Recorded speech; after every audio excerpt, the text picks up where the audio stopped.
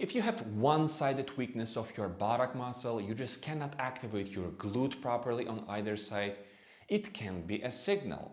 A signal that your hips got out of the proper alignment, your pelvis got stuck into the wrong orientation and cannot alternate from side to side any longer. And this is a root cause of your ongoing QL pain, IT band syndrome, and neck stiffness. So today I'm not going to show you how to use glute bridges or clamshells, all that nonsense from the internet that just cannot be applied onto the patients with postural asymmetries. Instead, I'll show you how to holistically address one-sided weakness of your buttock and how to properly activate this muscle. I'll show you which exercises and techniques I've picked to treat my online patient Jay, who had significant pelvis rotation, which caused pain in his right QL, right IT band, and also right neck. My right lower back would always be in pain. Like I couldn't, you have to stand up every 5 seconds and try to like do something or stretch or something just to relieve that pain for a second. It would only come back in maybe 5 minutes. I literally had to stop working that job because it was just way too taxing on my body.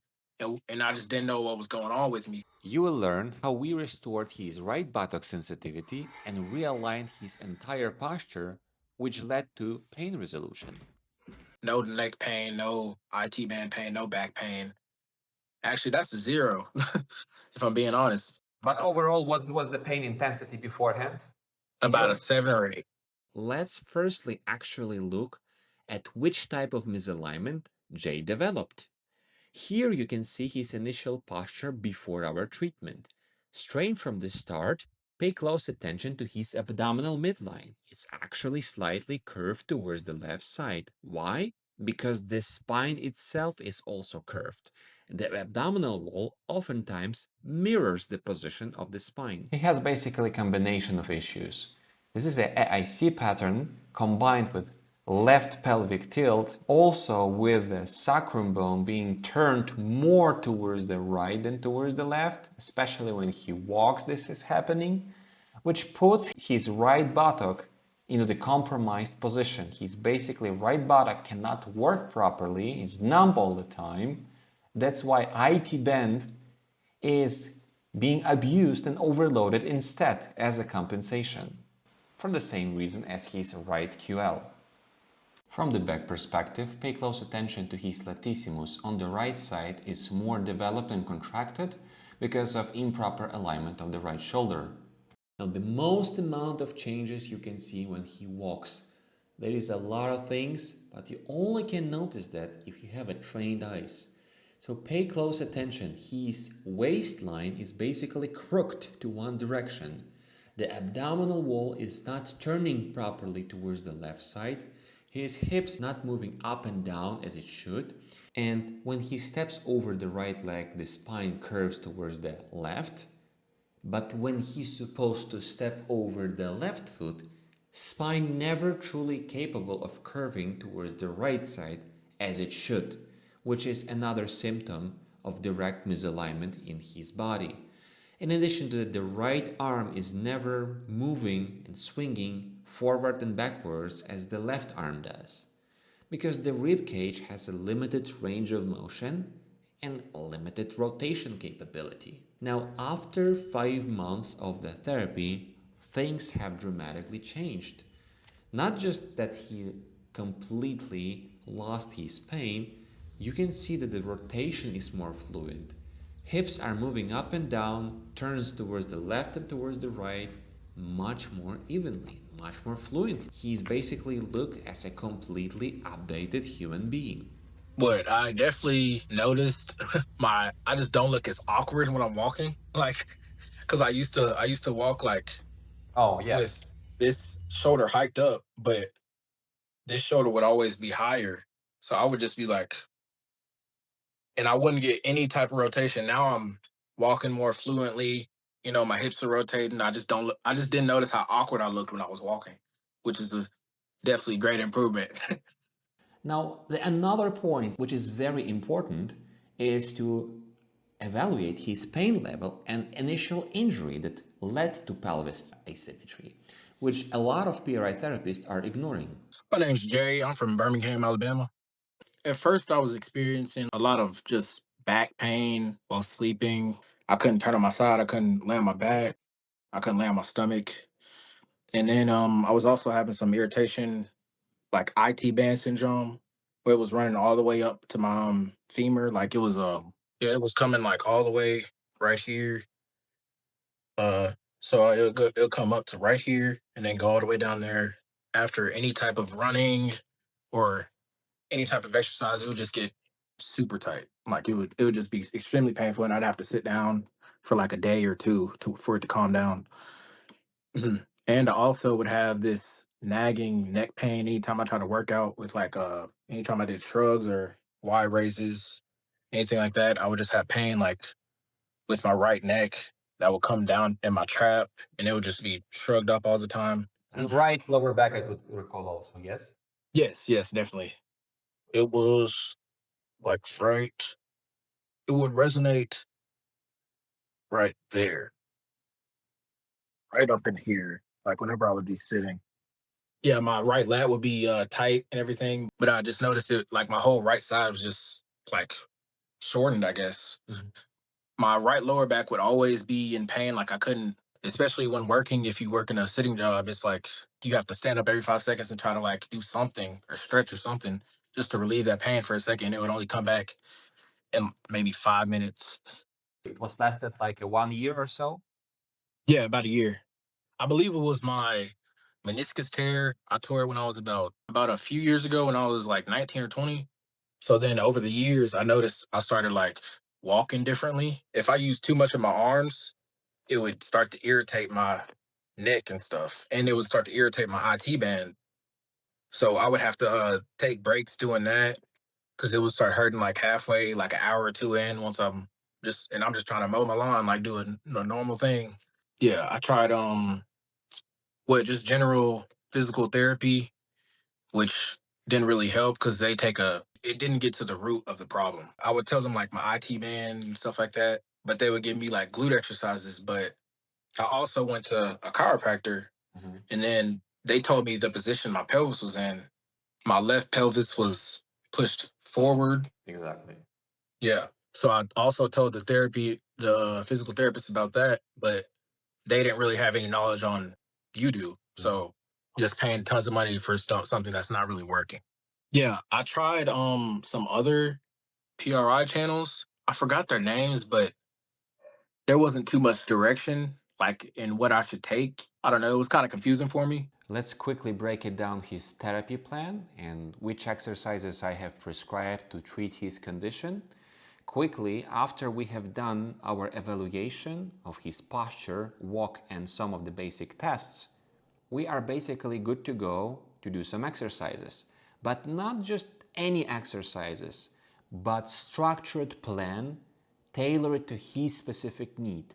Not fixing AIC pattern because yes, he has some of the tendencies, yet there are specific misalignments and weakness in his body and imbalances that we need to address directly with structure and with progression. We would need to realign his lower body, we would need to fix his ribcage position and head. When it comes down to lower body, at least we had 3 specific tasks, one of which to activate his right glute max upon left orientation of his sacrum bone. So basically the base of his spine has to start to turn towards the left. Only for that small objective we would have to have a lot of exercises. So this is basically an example, not directly his plan. The interesting thing is that a lot of therapists are not utilizing this progression table of the exercises in the same way because different therapists approach PRI very differently. A lot of times I see patients coming after someone else because they were basically doing all the time 90-90, hamstrings, exercises, breathing techniques, and that's it. There was no explanation what specific misalignment the patient had and how to approach that. So after 4 to 5 months of the therapy, we finally approached directly walking exercises and he started to feel major pain resolution. Watch how shaky his body gets. Each time we guide him into better alignment and teach his brain a new way to move, the shaking increases. He's strong and musculature guy, yet he struggles with a very simple primitive movement. Why? Because his brain is learning something new.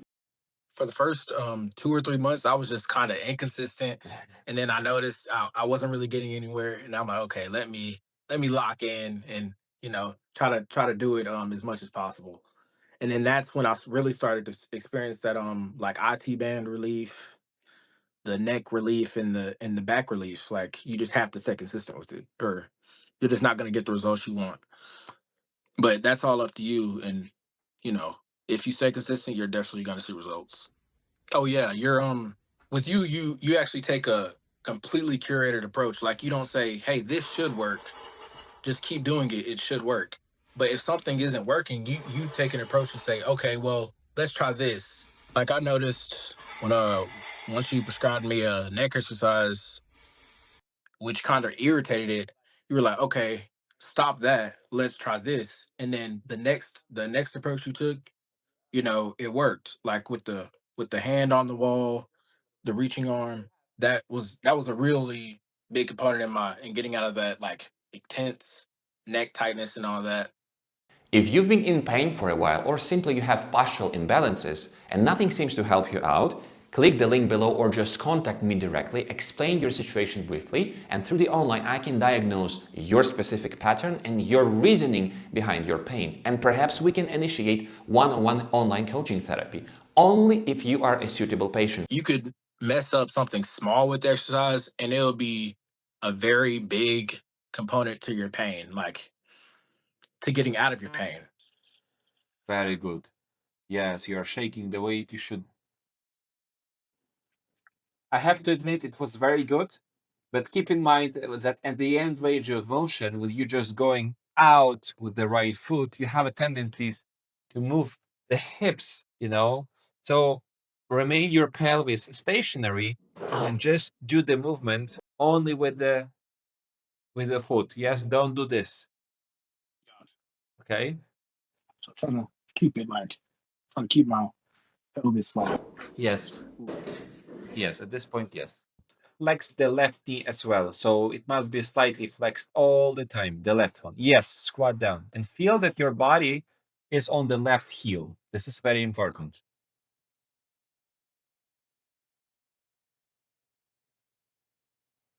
Yes, higher.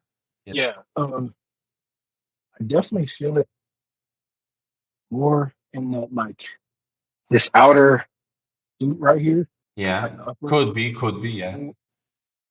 Yeah, and definitely like I'd say the first time I felt it more, it was higher up, more in my hip, more likely. But now when I added the band and stuff with the cues you showed me, I definitely feel like more in my lower Yeah. lower glute. Yeah, so it definitely took a lot of the tension out of the IT band because the first time I did it, I kind of felt some like tension in my IT band after the exercises, but now I don't. Flex the right heel a little bit higher. So you know what I'm talking about? Higher, higher, higher. There you go. Yeah, I already feel the hamstring. Really. Very good. Now it's better. And then like those calls really help because like I noticed like those small tweaks in the exercises, you really have to pay attention to them, or you'll end up with like falling back into old patterns and stuff like that.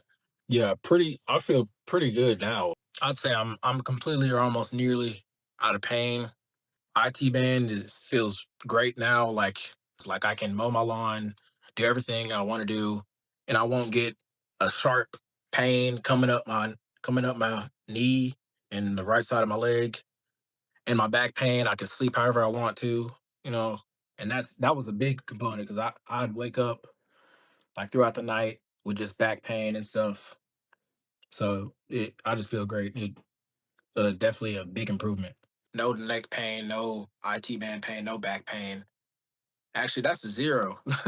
If I'm being honest, like But overall, what was the pain intensity beforehand? I'd say about a 7 or 8. Imagine you are in the pattern that Jay got stuck. So basically it means that the base of the spine, the sacrum bone, will have more range of motion towards the right than towards the left. Basically it almost consistently has more degrees of rotation towards this right direction. Maybe even 5 degrees is more than enough to be stuck in that situation. Now, your glute just cannot contract properly upon that position of your bones. So imagine that this is pathway of your glutes. It starts from your sacrum bone and goes right to your femur. Now, what's happening with this muscle if you are in the pattern is this muscle is constantly elongated. So these 2 points are getting away from each other. And you are constantly walking and living like this, and your brain just cannot activate the glute. It will overload other tissues instead of the glute. You have to program the opposite. You have to step forward with the right leg. You have to start to induce left orientation of the sacrum bone like this, and femoral external rotation. This bone has to go out, this bone has to go in. This is contraction. Can you see? These 2 points are getting closer together. This is away from each other, and this is closer together. Contraction only happens when you can basically connect these 2 points closer together. And that's what we should do on the initial stage of the therapy. Let's exercise this element of walk. Lay on the floor, keep 90-degree angle in both of your hips and your knees. Now, around my knees should be a tape, resistance tape. So lift your pelvis up, but maintain your lower back on the floor. Now here is the most important thing. Pull the right knee forward and out. So the right kneecap has to be higher than the left one. What you can do next is start to press the right foot directly into the wall while holding the right knee out and up. You will start to feel a burning sensation in your right buttock muscle. And now from this point on, breathe like you should.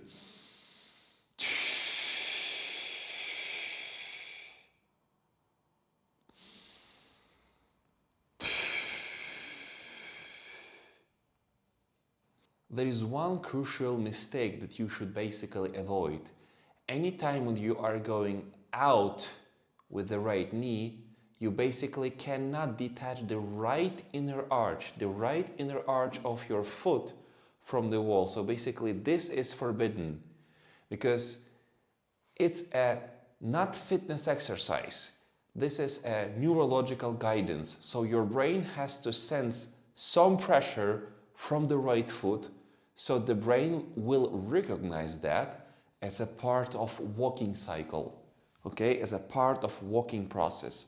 So don't detach the right foot here in this exercise and do everything I just said. Push the right knee up, go out, and just hold the tension and press the right foot into the wall. Additionally, you may do the certain modifications in this exercise to make it more challenging. So, position the right foot a little bit more ahead of the left one. Also, once you went out with the right knee, you can also lift off the left foot off the wall like this. And now, only right buttock is anchoring you in this position.